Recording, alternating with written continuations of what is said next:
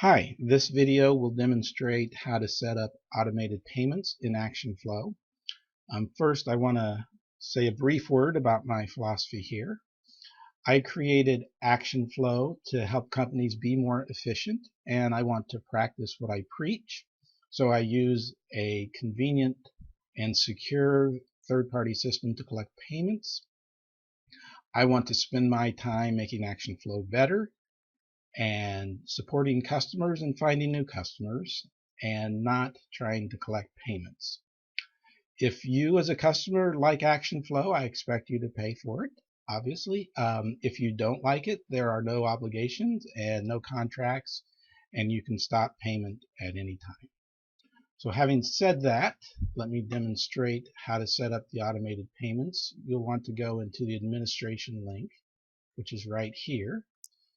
From there, you want to click Make and Manage Payments. And here, if you do notice, this is a service I use that does a very good job called Pay Simple. And when you're ready to set up your payments, you click here. You'll want to put in your name and contact information. You can put in an invoice number and the payment amount. Generally, this will be the monthly payment that we've agreed upon. We'll want to select Recurring Billing.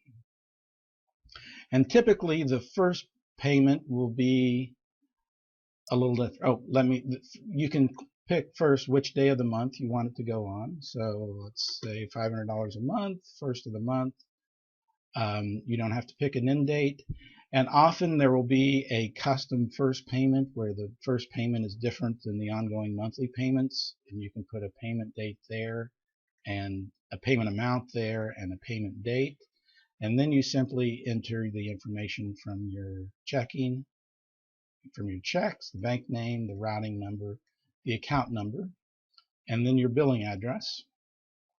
Now, the other thing I recommend is you can create a user ID and a password, which will allow you to come back at any time and alter this information.